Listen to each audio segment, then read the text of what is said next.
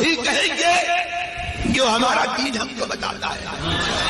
अमल करो तो तुम्हारा भला है। अस्सलामु अलैकुम व रहमतुल्लाहि तआला व बरकातुहू। हामिदन व मुसल्लियन व मुसल्लिमा अम्मा बाद फ़अऊज़ु बिल्लाहि मिनश शैतानिर रजीम बिस्मिल्लाहिर रहमानिर रहीम। इन्नमा यख्शल्लाह मिन इबादिहिल उलमा। सदक़ल्लाहुल अज़ीम।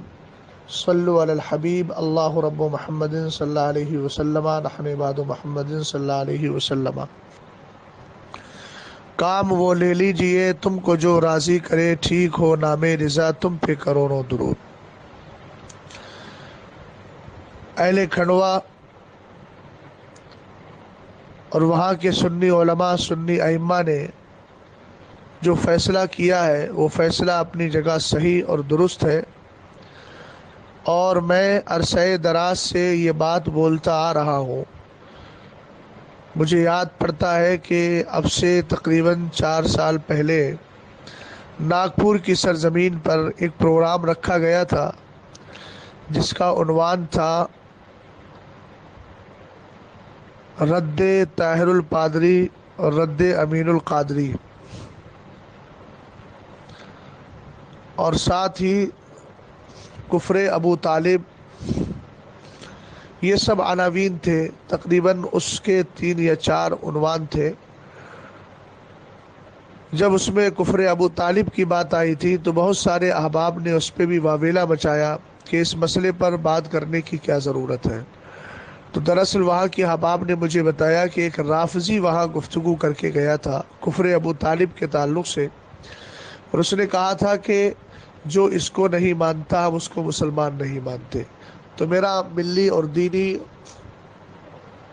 फरीज़ा था कि मैं ये बताऊं कि ये मसला ज़रूरियात दीन से नहीं है। फिर मैंने उस पर अपने दलाइल भी दिए थे। उन्हीं दिनों एक मसला बहुत ज़ोर पकड़े हुए था कि जनाब अमीनुल कादरी मालीगांव, जो सुन्नी दावत इस्लामी के एक मुबल्लिग हैं, उन्होंने हज़रत जिब्रील अमीन और दीगर नुफूस कुदसिया की शान में ऐसे कलिमात बोले थे जिन कलिमात को सुनने के बाद कोई भी इनको सुन्नी मानने के लिए तैयार नहीं हो सकता। और वो तकरीबन 39 सवालात ख़ुद मालीगांव के उलमा ने तैयार किए थे जिनका नाम मैं यहाँ लेना मुनासिब नहीं समझता। हुज़ूर मुहद्दिस कबीर दामा ज़िल्लुहु अलैना ने जब उनकी बारगाह में ये सवालात पेश किए गए तो आपने जो फतवा दिया था उस फतवे का आगाज़ ही ये था कि ऐसा ख़तीब गाली किस्म का राफजी मालूम होता है। जनाब ने कभी तो ये कहा था फ़कुल तालो नदो अबना अना व अबना अकुम व निसा अना व निसा अकुम व अनफुसना व अनफुसकुम। तो अनफुसना व अनफुसकुम इस टुकड़े से और कुरान पाक की आयत करीमा के इस जुज़ और हिस्से से उन्होंने वही इस्तिदलाल किया था जो राफजी करते हैं कि सरकार अलैहिस्सलाम और हज़रत मौला कायनात को देखकर ऐसा लगता है जैसे 2 जिस्म एक जान है। यही राफजियों की बोली थी। इसी तरीके से कहा था कि सैयदा कायनात रदी अल्लाह ताला अन्हा, मखदूमा कायनात हज़रत फ़ातिमतुज़ ज़हरा रदी अल्लाह ताला अन्हा के दर का नौकर है जिब्रील, माज़अल्लाह। जबकि आला हज़रत इमाम अहले सुन्नत रदी अल्लाह ताला अन्हु ने एतिक़ादुल अहबाब फ़िल जमील वल मुस्तफ़ा वल आलि वल अस्हाब के अंदर तीसरा अक़ीदा, अक़ीदा सालिसा जो आपने ज़िक्र किया है, उसमें ये बताया है पहले अक़ीदे में अल्लाह की तौहीद, दूसरे में हज़रात अम्बिया का ज़िक्र, तीसरे में बताया कि इनके बाद जो नंबर आता है, जो इनके बाद तरतीब आती है वो रुसुल मलाइका की आती है। और रुसुल मलाइका जो है वो हज़रात अम्बिया, हज़रात रसूलान इज़ाम के बाद है। अब इस जुमले से हज़रत जिब्रील अमीन की तनक़ीस होती है और सैयदा कायनात का मर्तबा उनसे बड़ा मालूम होता है। जबकि अहले सुन्नत का खुला और वाज़ेह अक़ीदा है کہ رسول غیر رسول سے ہمیشہ افضل ہے، کوئی غیر رسول رسول سے افضل نہیں ہو سکتا۔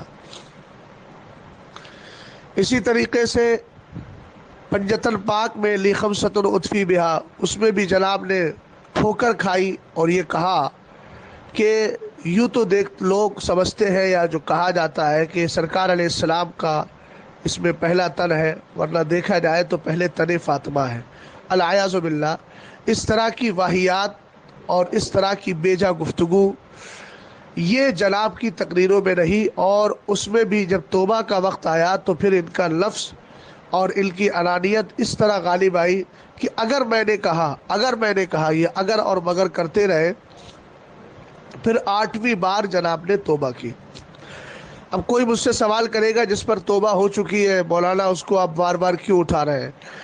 ان ساری باتوں کو ذکر کرنے کا مقصد میرا صرف یہ ہے کہ جو حضرت مولانا غلام جیلانی ازہری نے ایک تقریر میں کہا تھا کہ امیر القادری کیا عالم ہے، وہ عالم نہیں ہے، اور میں نے یہ سند اس لیے پیش کی ہے تاکہ یہ بتا دوں کہ وہ عالم نہیں اور انہوں نے اس طرح کی ٹھوکریں کھائی ہے، اور توبہ کرنے کے بعد کوئی اس بات کو ثابت نہیں کر سکتا کہ جناب امیر القادری نے اب توبہ کرنے کے بعد کسی مدرسے میں داخلہ لے لیا ہو، علماء اہل سنت کی بارگاہوں میں جا کر کے خدمات ان سے لی ہو اور ان کی بارگاہوں میں جا کر کسب فیض کیا ہو، بلکہ توبہ کے بعد بھی جناب کا سلسلہ تقریروں تبلیغوں یہ سب کچھ جاری و ساری ہے۔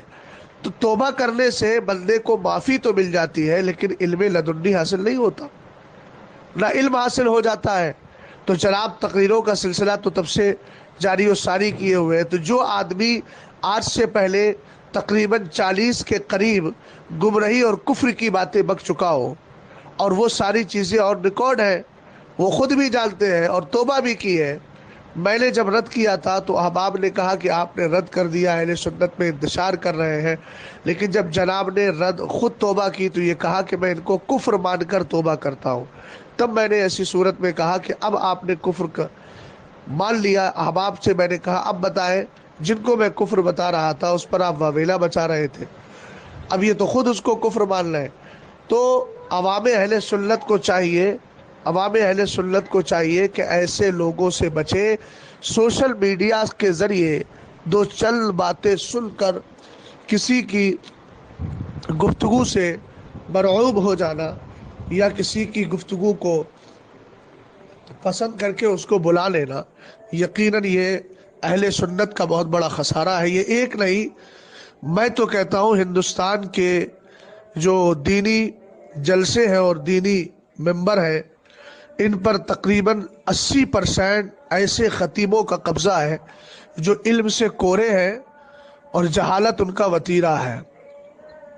ابھی ماضی قریب میں دیکھ لیجئے، ایک خطیب صاحب جوش میں آ کے کہہ رہے ہیں کہ اعلیٰ حضرت نے سنیوں کو تقویت ایمان دی، معاذ اللہ رب العالمین۔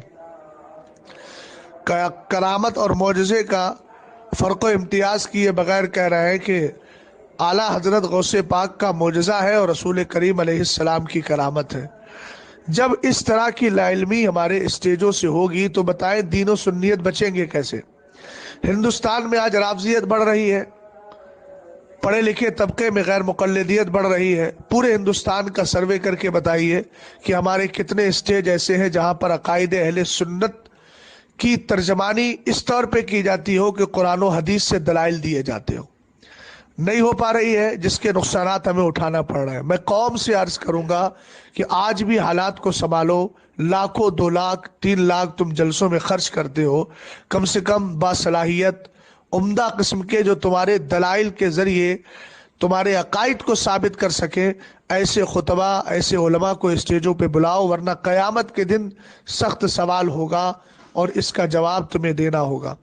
جو بھی مسلک اعلیٰ حضرت کے مخالف ہیں یا مسلک کے موافق تو ہیں لیکن علم سے کورے ہیں، ایسے خطیبوں کو خدارہ نہ بلائیے، وہ صرف تجارت اور بزنس کرنے والے لوگ ہیں، اس سے زیادہ وہ کچھ نہیں کر رہے ہیں۔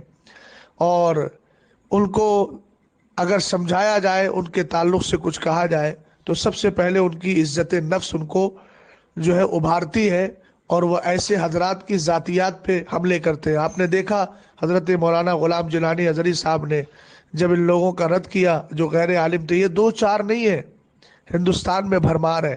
آنکھیں کھولیے، ہوش کے ناخن لیجئے.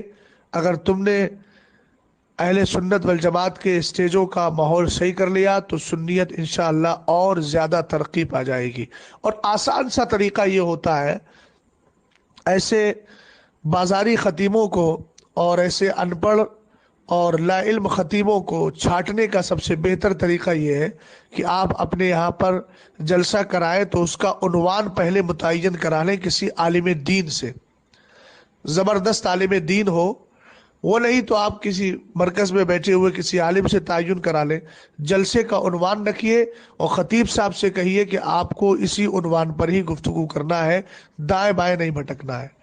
آپ لوگ اگر عناوین کے ذریعے اور عنوان کے ذریعے گفتگو کرا کے یہ سلسلہ شروع کر دیں تو انشاءاللہ الرحمن یہ جو ان پڑھ خطیب ہیں، یہ بہت سارے خطیب اسٹیج کی دنیا سے یوں ہی غائب ہو جائیں گے. اور اس میں آپ مشعل راہ بنائیے مرکز اہل سنت کو کہ عرس رضوی اور عرس تاج الشریعہ میں ہر سال الحمدللہ عناوین متعین ہوتے ہیں اور اسی پر قابل اور معتبر خطبہ سے گفتگو کرائی جاتی ہے. المختصر کھنڈوا کے علماء اکرام نے جو فیصلہ کیا ہے، میں کہتا ہوں ہندوستان کے ہر شہر میں یہ فیصلہ ہونا چاہیے. حضور تاج الشریعہ نور اللہ مرقدہ سے میں نے یہ جواب ایک بار نہیں تقریباً 7 بار سنا ہے. حضرت نے فرمایا کہ میں دعوت اسلامی، سنی دعوت اسلامی کو کافر یا گمراہ نہیں کہتا، البتہ یہ مسلک اعلیٰ حضرت کے مبلغ نہیں ہے، ان سے بچا جائے، دور رہا جائے. حضرت نے جو فرمایا تھا وہ خرابیاں آج بھی آ رہی ہیں. حالات کے تناظر میں آپ اچھی طریقے سے دیکھ سکتے ہیں کہ ابھی چند دنوں پہلے محرم الحرام میں ایک شخص نامراد نے سیدنا امیر معاویہ رضی اللہ تعالیٰ عنہ کی گستاخی کی اور اسی تحریک کے بانی مبانی بیٹھے ہوئے اس کو سنتے رہے اور بعد میں صرف ایک جملہ اپنے سر سے اتارنے کے لیے کہہ دیا کہ جو ان کا ہمارا وہی موقف ہے جو اعلیٰ حضرت کا موقف ہے. یہ تردید کا اسلوب درست نہیں ہے اور یہ تردید قابل قبول نہیں. دوسری بات، امیر القادری پورے ہندوستان میں سفر کرتے ہیں. میں ان کے فالوور، ان کے چاہنے والے اور ان کی تحریک کے جتنے افراد ہیں، ان کے بانی مبانی جو خود کو ان کا سیکریٹری سمجھتے ہیں اور کہتے ہیں، ایک آڈیو میں کہا ہے کہ میں تو ان کا سیکریٹری ہوں، میں ان سب سے چیلنج کے ساتھ کہتا ہوں کہ امین القادری کی ایک بھی تقریر اس تاریخ سے پہلے کی، ایسا نہیں کہ میری گفتگو اور میری آڈیو جاری ہونے کے بعد اب وہ تقریر کروا لیں، ایک بھی کلپ مجھے پہلی بات تو یہ بتائیں کہ سیدنا امیر معاویہ رضی اللہ تعالیٰ عنہ کی گستاخی ہوئی، میں نے فوراً رد کیا. انہوں نے اگر رد کیا ہو ایسے گستاخوں کا آج تک تو وہ کلپ بھیجے مجھے. دوسری بات، شان امیر معاویہ رضی اللہ تعالیٰ عنہ پر اگر ایک بھی تقریر ان جناب کی ہو تو وہ مجھے باخبر کیا جائے اور مجھے بتایا جائے کہ ہاں یہ تقریر بھی جناب کی موجود ہے. اس سے میں یہ سمجھتا ہوں کہ کہیں نہ کہیں شیعیت کی طرف مزاج اور رجحان ان کا پایا جاتا ہے. معاف کیجئے گا جملہ تھوڑا کڑوا ہے لیکن برداشت کریں گے. میں رافضی ہونے کا، شیعہ ہونے کا حکم نہیں لگا رہا ہوں، لیکن جو طرز ان لوگوں کا ہوتا ہے اس طرز پر یہ اپنے آپ کو گامزن کیے ہوئے تھے. پہلے تو پوری طریقے سے تھے لیکن بعد میں جب زجر و توبیخ ہوئی اور سوچا کہ مسلک اعلیٰ حضرت کا نام لیے بغیر اور اعلیٰ حضرت کا نام لیے بغیر کام نہیں چلے گا تو پھر جناب نے روش کو بدل دیا. لیکن آج بھی ایک عنصر پایا جاتا ہے کہ جناب عظمت صحابہ پر بھی گفتگو نہیں کرتے ہیں بہت زیادہ، کبھی اگر کر دی مختصر تو الگ بات ہے، خال خال کی ہو تو، یا حضرت امیر معاویہ رضی اللہ تعالی عنہ پر تو بولنا جناب نے اپنے لیے عملی طور پر نہ جانے کیا سمجھ رکھا ہے، یہ اللہ ہی بہتر جانے. ایسے لوگوں سے قطعاً دور رہا جائے اور ایسے لوگوں کی تقریروں کو سننے سے پرہیز کیا جائے جو اس کے بعد بھی نہیں سنتے. تو ان کو اپنے ایمان کا اگر ایمان کی فکر نہیں ہے تو میں یا دوسرے احباب اس میں کیا کر سکتے ہیں. ہر آدمی کو اپنے ایمان عقیدے کی فکر کرنا چاہیے. بھئی ظاہر سی بات ہے جو عالم نہیں ہے، غیر عالم ہے، وہ کب کیا کر دے، کہاں نقصان پہنچا دے، کہاں پر ایکسیڈنٹ کر دے، یہ کچھ معلوم نہیں۔ علم جو ہوتا ہے وہ حاصل کرنے سے آتا ہے۔ اعلیٰ حضرت ہر ایک نہیں ہوتے کہ علم لدنی حاصل ہو جائے، سمجھ گئے؟ باقی حضرات کو محنت کرنا پڑتی ہے، مطالعہ کرنا پڑتا ہے، اور مطالعہ بھی کافی نہیں ہوتا، مطالعے کے ساتھ ساتھ اتنی سوجھ بوجھ بھی ہو کہ ہمیں کون سا حوالہ لینا ہے، کون ہمارے مصدر اور مرجع کی حیثیت رکھتے ہیں۔ ان ساری چیزوں پر نظر وہی رکھتا ہے جس نے علماء اہل سنت کی بارگاہوں میں زانو ادب طے کر کے ان کی صحبتیں پائی ہوں۔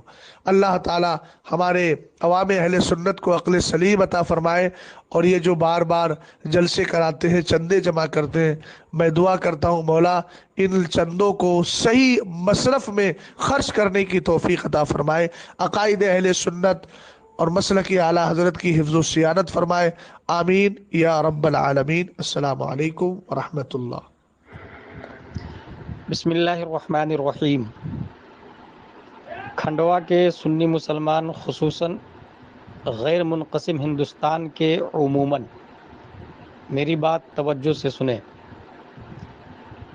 دین اسلام کی پہچان اور امتیازی شناخت کا نام مسلک اعلیٰ حضرت ہے، جس کے نمائندے حضور تاج الشریعہ علیہ الرحمہ، حضور محدث کبیر دام ظلہ علینا، قائد ملت حضور اسجد میاں دام ظلہ علینا وغیرہم ہے۔ کھنڈوا میں 17 جون کو چونکہ مولانا امین القادری مالیگاؤں کی تاریخ لی گئی ہے، اور پوسٹر میں سنی علماء و ائمہ کونسل کا بھی نام دیا گیا ہے، جبکہ یہ نام بغیر اجازت داعی نے خود سے دے دیا، اور ناچیز چونکہ سنی علماء و ائمہ کونسل کا سیکریٹری ہے، اس لیے اپنا دینی فریضہ بنتا ہے کہ ہم حقیقت سے آگاہ کریں۔ مولانا امین القادری مالیگاؤں سے ہماری کوئی ذاتی دشمنی نہیں ہے، لیکن احقاق حق اور ابطال باطل یہ ہر شخص کا دینی اور ملی فریضہ ہے۔ امر بالمعروف نہی عن المنکر یہ سنت الہیہ ہے۔ حضور تاج الشریعہ علیہ الرحمہ اور حضور محدث کبیر دام ظلہ علینا نے متعدد وجوہ سے سنی دعوت اسلامی کو مسلک اعلیٰ حضرت کا مبلغ نہیں ہے یہ کہا ہے۔ چونکہ سنی دعوت اسلامی ہی کا ایک خاص فرد آزاد میدان ممبئی میں یہ بولتا ہے کہ قبر میں مسلک نہیں پوچھا جائے گا، اور اس سے مراد مسلک اعلیٰ حضرت کا استخفاف ہے۔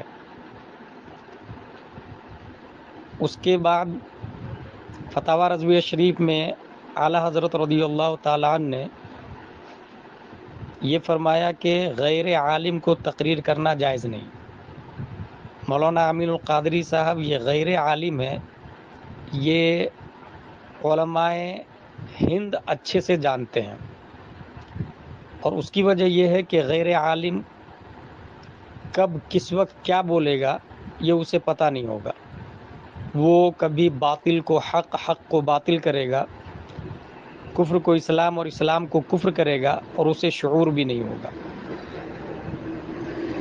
ہاں تبلیغ کی اجازت ہے، تبلیغ اور تقریر میں یہ فرق ہے کہ تبلیغ میں ہو بہو جو معتبر علماء کی کتابیں ہیں اس میں لکھی ہوئی بات کو بیان کر دینا، یہ ہے تبلیغ، اور ان باتوں پر دوسری باتوں کو قیاس کر کے اپنی طرف سے بیان کرنا، یہ ہے تقریر۔ فار ایگزامپل مولانا امین القادری نے ایک جگہ تقریر میں یہ کہا، دنیا کے تمام درخت کو قلم بنا دیا جائے اور سمندر کو روشنائی بنا دیا جائے، اور پھر غوث اعظم کی تعریف کی جائے تو تعریف ختم نہیں ہو سکتی، درخت ختم ہو جائیں گے، روشنائی ختم، سمندر کا پانی ختم ہو جائے گا۔ سننے میں لوگوں کو بہت اچھا لگا، نعرے بھی لگا لیے، جبکہ یہ قرآن شریف کی آیت ہے اور یہ اللہ کے بارے میں ہے۔ لو کان البحر مدادا لکلمات ربی لنفد البحر قبل ان تنفد کلمات ربی ولو جئنا بمثلہ مددا۔ اسی طرح جبریل علیہ السلام کی توہین. حضرت پیارے مصطفیٰ صلی اللہ تعالی علیہ وسلم نے یہ فرمایا، یہ حدیث حضرت عائشہ رضی اللہ عنہ سے مروی ہے، امرنا رسول اللہ صلی اللہ علیہ وسلم ان ننزل الناس منازلہم. دنیا میں ہر فرد عالم نہیں ہو سکتا ہے، لیکن ہر شخص کو اس کی منزل، اس کی حیثیت اور جس قابل ہے وہ اسی پوسٹ میں رکھنا چاہیے. فتاوی رضویہ شریف میں اعلیٰ حضرت نے یہ بھی فرمایا کہ عوام کو چاہیے ائمہ سے جڑے، اور ان کو چاہیے باصلاحیت علماء سے، اور باصلاحیت علماء کو صاحب تصانیف سے، اور مصنفین کو ائمہ مجتہدین سے، اور وہ اللہ و رسول سے. اس سے کیا ہوتا ہے؟ ایمان کی بقا ہوتی ہے، حفاظت ہوتی ہے. چونکہ کھنڈوا میں جس نے دعوت دی ہے وہ کسی سنی علماء و ائمہ کونسل میں کسی سے نہیں پوچھا ہے، خود سے دعوت دے دی، اور پوسٹر میں ہم لوگ کا سنی علماء و ائمہ کونسل کا نام دیا. اس لیے ہم لوگوں نے میٹنگ کی اور نام ہٹانے کے لیے کہا، اور مزید اپنے سنی علماء و ائمہ کونسل کے لیٹر پیڈ پر مقاطعہ کا اعلان بھی کیا جائے گا. میں یہ آڈیو اس لیے جاری کر رہا ہوں کہ لوگ یہ جان لیں کہ ہماری ذاتی دشمنی نہیں ہے. ہم نے جو کہا ہے وہ فتاوی رضویہ شریف کی بنیاد پر کہا ہے، تعدد الشریعہ کے قول کی بنیاد پر کہا ہے، اور ایمان کی حفاظت اسی میں ہے کہ عوام اپنے علماء سے جڑے اور ان کی بات مانے. اللہ تبارک و تعالی ہم سب کو مسلک اعلیٰ حضرت پر استقامت عطا فرمائے. خادم غلام جیلانی ازہری، سیکریٹری سنی علماء و ائمہ کونسل کھنڈوا، بانی جامعہ سنیہ للبنات کھنڈوا، نزیل سنی سینٹر آف